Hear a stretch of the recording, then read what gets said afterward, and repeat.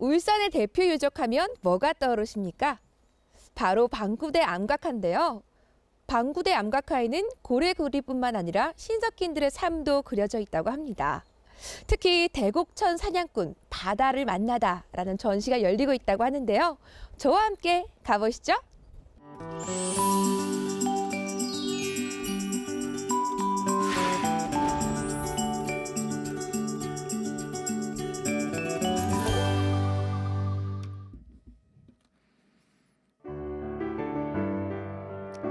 (1만 2천년) 전의 세계로 가는 타임머신.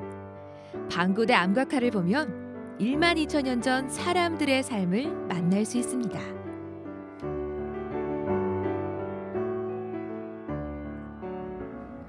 선생님, 저는 네. 그 방구대 골짜기를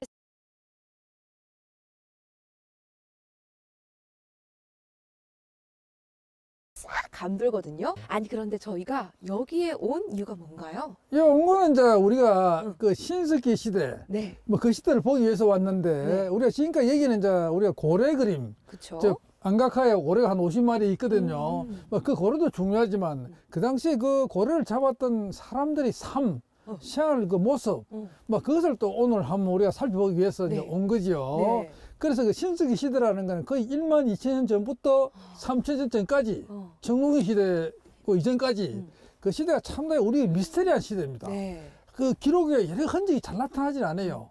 그래서 우리가 오늘 이 특히 그 중에 가장 중요한 요인이 방구대 안각화거든요. 네. 그래서 방구대를 이제 우리 찾아온 거죠.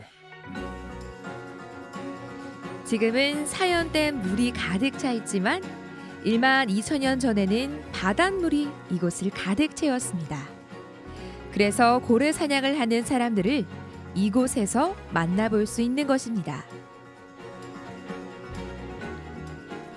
여기 보면 네. 그림이 이제 한 300점 있는데 이 중에 이제 뭐 고래 그림 한 50점 있습니다. 네. 그리고 우리 눈에 띄는 게 이제 보면 작살 맞은 고래, 작살 맞은 고래잖아요. 네, 여기 딱 진짜 보니까 작살 모양이 착 있네요. 예, 그렇죠. 여기 네. 보면 여기 찍고 이제 이래 배전에서 뛰들잖아요. 네. 고래를 팍 꼽잖아요. 고래 뭐 정수리를 꽂으면 고래가 뭐 어떻게 되겠어요? 뭐 으악 되겠죠, 그죠? 그쵸. 그래서 그 모습을 표현한 겁니다.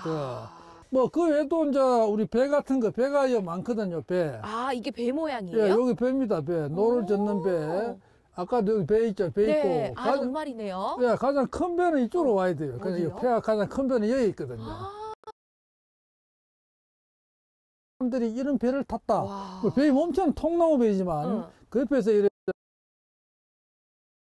부륙을 이제 안전장치를 해가지고 바다로 나가는 겁니다. 나가서 그것은 이제 고래를 잡는 거죠. 잡고 돌아오고 뭐 그래 했던 게 확실히 이제 확인이 되니까 그래서 그 당시에 그 사람들 숫자도 정확하게 나오고 그 당시 사람 모습도 볼 수 있다면서요? 그렇죠. 사람 모습이 사람들이 많이 있지만 특히 이제 사람 얼굴이 있잖아요. 얼굴요.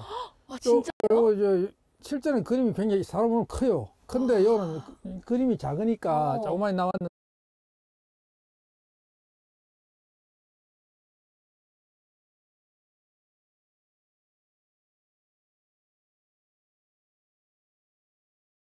밝은 모습이었다. 방구대 암각화 그림들 중 단연 눈길을 끄는 그림이 있습니다. 삼각형으로 된 큼직한 사람의 얼굴인데요. 동양인의 모습과는 확연히 다른 이 그림의 주인공은 도대체 누구일까요?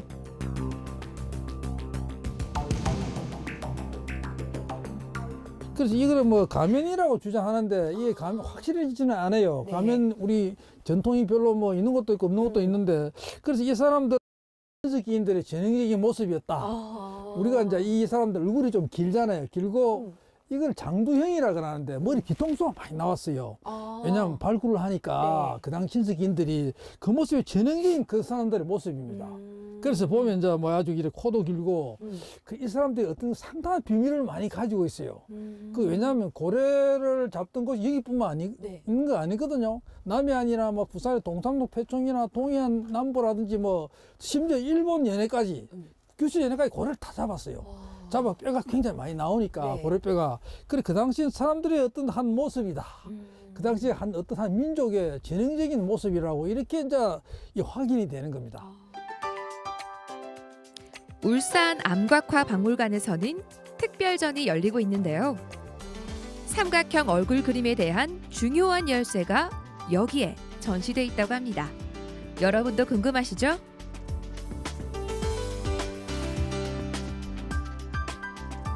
와, 이게 다 뭐예요, 선생님? 이게 이제 고래뼈입니다. 고래뼈. 요거는 척추뼈거든, 등뼈. 척추뼈고, 네. 요거는 견갑이고. 그런데 이 고래 파랗게 찍어 놓은 데 있잖아요. 네. 그렇죠. 요거는 고래 화살촉, 그러니까 고래를 잡는 그 사슴뼈, 화살촉이 박혀 있습니다. 그러니까 날카로운 화살표, 네. 그러니까 고래 사냥의 흔적을 자체를 보여주는 겁니다. 아니 그래서- 근데 고래 뼈를 보니까 엄청 큰데 예. 이 크기가 가늠이 안 돼요, 선생님. 그렇죠. 그 이런 정도 같으면 한 30m 이상 큰 고래죠. 뭐 수십 톤이죠. 뭐. 그러니까 이게 뭐 큰 참고래나 뭐 왕고래 종류인데 그 이 고래를 그러니까 이제 잡는 방법이 두 가지가 있는데 네. 그러니까 이제 작살고래, 네. 작살 맞은 고래, 작살을 찔러 잡는 게 있거든요. 그 열대지방에서 물이 따뜻하면. 그래서 많이 잡았는데 그런데 아직 빙하 시대가 끝나지 않은 신석기 시대 초기에는 그 고래를 말하자면 이렇게 이제 화살을 쏘아 잡았어요. 이 고래 배를 타고 네.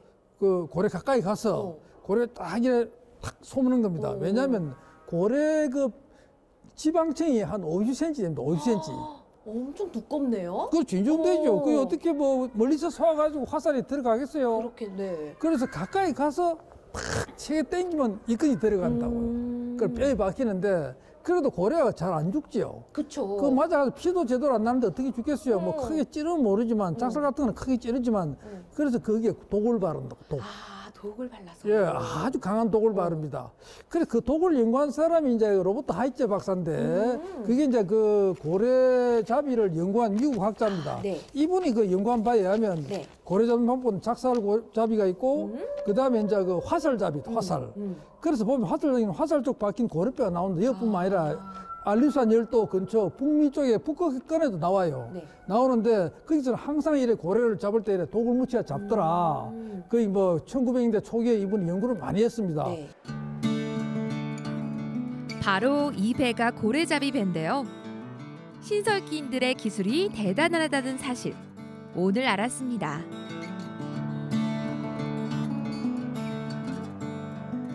와, 선생님, 예. 이건 뭐예요, 이건? 이게 이제 신석기 시대 사람들의 인골입니다. 이게 약 7, 8년 전에 네. 그러니까 여기 보면 부산 그 가덕도 네. 그 장항유적에서 나온 겁니다. 나온 건데 2011년 부산 가덕도 장항 유적에서 발견된 인물. 7천여 년 전 고래 사냥꾼의 모습인데요. 이 유골에는 놀라운 비밀이 숨겨져 있습니다. 궁금하시죠? 그 당시에 여기 이제 그 방구대 사람들과 똑같은 그런 사람들이에요. 그래서 그 당시에 이제 하나 설명을 드리자면 그 당시에 우리나라 신석기 시대 인골이 굉장히 드뭅니다. 뭐 여기서 48기가 나왔는데 그 전에 이제 나온 게 30기밖에 안 되거든요. 그래서 굉장히 그때 이래 화제가 됐죠. 많이 나와가지고. 진짜 적혀져 있네요. 예. 부산 가덕도 장항유적 30대 남성으로 신장 61.8cm다 이렇게 적혀져 있는데 예. 큰 신장 같아요. 예, 그렇죠. 그래서 그 요 특징이 뭐냐면 이게 굴장을 했어요. 굴장. 몸을 네. 이렇게 구부리가 이래가지고 이렇게 묻었습니다. 네. 그래서 여기 아주 특이한 것인데, 근데 이게 이제 우리가 보통 뭐 이제 사람 쫙 폈어요. 보통 네. 묻잖아요. 그게 옛날 방식인데 사실 요건 특이하게도 사람을 쪼그리가 묻었는데 아마 온간에 넣은 것 같아요. 네. 온간은. 그 당시에 이제 화제가 된 게 이제 그 왜 쪼그리 묻었느냐. 그렇죠. 근데 이게 유럽 쪽에 가면 쪼그리 묻어요. 유럽 사람들. 그래서 그 당시에 이 바닷가에 신석기 시대 사람들이 올 때 구석기 시대 사람은 사라졌어요. 왜냐하면 구석기 시대는 그 날이 이제 막 따뜻해지니까 구석기 사람은 빙하기 사람들이니까 네. 그 당시에 막 그 맘못 쓰고 막 이래 막 털코볼 쏴다니는 북쪽으로 달아나잖아요. 네. 이제 날이 따뜻해지니까. 그래서 그럴 때 따라서 다 사라졌다 그래. 사라지고 이 한반도가 텅 공백이 됐어요. 네. 됐을 때 그때 들어온 사람이 바로 이 사람들입니다. 이 사람들이 이제 그러니까 이제 유럽에서 그 이제 몽골 초원을 거쳐가지고 그 동해안을 따라 쭉 이런 뭐 배를 타고 내려와가지고 온 이 사람들인데 그래서 유럽 쪽에 그 굴신장 쪼그리 묻는 게 그대로 이래 이어온 거지요. 유럽에서 건너온 울산 사람들. 7천여 년 전에는 유럽 사람들이 이곳에서 살았다는 말인데요. 방구대 암각화에 그려진 삼각형의 긴 얼굴. 바로 독일 사람의 얼굴이었습니다. 설명드리면 이걸 보면 한번 들어보세요. 네. 이거 보시면 이 유적의 이 이제 신석기인들의 비밀이라 그러면 그들이 이제 목에 유전자가 나왔다. H목에. H목 유전자는 미토콘드리아가 유전자라고 그래요. 미토콘드리아가 이제 여성 쪽으로 계속 전해지는 유전자니까 이게 추적하면 그 인류가 어디서 왔는지 그 부족이 어디서 왔는지 다 알 수가 있습니다. 그 특이한 경우인데 그래서 이 유전자 하플로 그룹이라고 그래요. 유전자 그룹을 하플로 그룹이라고 네. 그래요. 그래서 이 분석을 추적을 해보니까 네. 이분 그 유럽 쪽에서 몽골 초원을 거쳐가지고 몽골 초원에 H 유전자가 나와요. A, B, C, D, F, G, H잖아요. 네. 그 H가 지금은 우리나라에 전혀 없어요. 전혀인데 여기서 나온다는 거죠. 유럽에는 지금 있고 그래서 이게 아마 유럽에서 왔을 거라는 확인이 되는 겁니다. 확인이 되고 그래서 특히 엘베강 독일 엘베강 유역에 많다. 엘베강 그쪽에 이제 밑에 상류가 소금 산지입니다. 그쪽 사람이 많이 그 동쪽으로 많이 진출을 했습니다. 그래서 그 한반도의 윤기문 토기라고 또 이게 독일 그 당시에 LBK가 똑같아요. 요 사람들이 사용한 토기가 윤기문 토기입니다. 흔적이 나오니까. 그런데 이게 독일의 그 선무늬 토기라 그래요. 라인 벨트 이 세라믹이라는 건데 토기가 똑같다. 토기가 똑같아. 그런데 이동 통로가 이제 몽골이 이제 그 당시에 섭이 온난했다는 거죠.